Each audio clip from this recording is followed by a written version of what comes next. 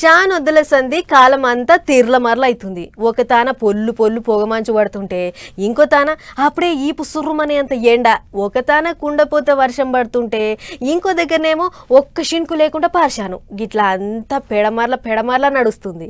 అయితే ఇప్పుడు గీ ముచ్చట ఎందుకు చెప్తున్నా అనంటే, శివరాత్రికి శివ శివ అనుకుంటా పోవాల్సిన చలి మోదాలే పోయిందా అనంటే అవుననే అనిపిస్తుంది. కొన్ని దిక్కుల కొడుతున్న ఎండలను చూస్తుంటే అరే చలికాలం ఇంకా పోనే లేదు, ఎండాకాలం ఇంకా రానే లేదు, అప్పుడే దంచుతుండు ఎండదేవుడు. హైదరాబాదు, విజయవాడ, విశాఖపట్నం అసొంటి పెద్ద పెద్ద పట్టణాలు కాకుండా చిన్న చిన్న పట్టణాలలో జోపుతుంది. నెరిగి ఆయతారం నాడు నెల్లూరు జిల్లా కావలిలా 35 డిగ్రీల ఎండ దంచింది.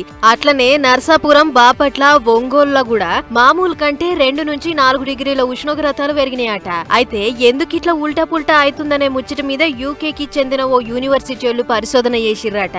ఆగో అండ్ల కాలం కాకముందే భూమి వేడెక్కుతున్న 18 జాగల లిస్టు తీస్తే అండ్ల మన తెలంగాణకెంచి ఖమ్మం పేరు కూడా బయటకొచ్చింది. సీన్ కట్ చేస్తే రాష్ట్రం అంతా ఓ రకం ఎండగొడితే ఖమ్మంలో మాత్రం ఇంకెక్కువ ఉంటది. ప్రతేడు ఈడ 2 నుంచి 4 డిగ్రీలు పెరుగుతున్నదట. పెద్ద ముచ్చట ఏంటిదంటే బతుకుదెరువు కోసం ఊర్లను ఈడ్చిపెడుతున్న జనాలు చిన్నగా మెల్లగా పట్నాల బటపడుతుర్రు. అట్లా వాడకం ఎక్కువైపోయి అడ్డమైన చెదారం ప్లాస్టిక్ అంతా భూమిలో చేరి ఈ పరిస్థితి వస్తుందంటుర్రు. ఏదేమైనా ఇప్పటికైతే కొన్ని దిక్కులనే ఉంది గాని ఇంకా కొన్నేళ్లకు ఇది చాలా దిక్కులకు పాకే మోకుంది. అదే గనక జరిగితే ఎండాకాలం రాకముందే వడగాల్పులు దోలుతాయి, పానాలు కూడా ఖరాబ్ అవుతాయి అంటుర్రు. ఏదేమైనా ఈ నడమ కాలం అంతా పెడమర్లైతుంది. జర ఇప్పటికన్నా అడ్డమైన ప్లాస్టిక్ బంద్ చేసి చెట్లు పెంచితే చాలా మటుకు ఎండ సెగ తగ్గొచ్చు.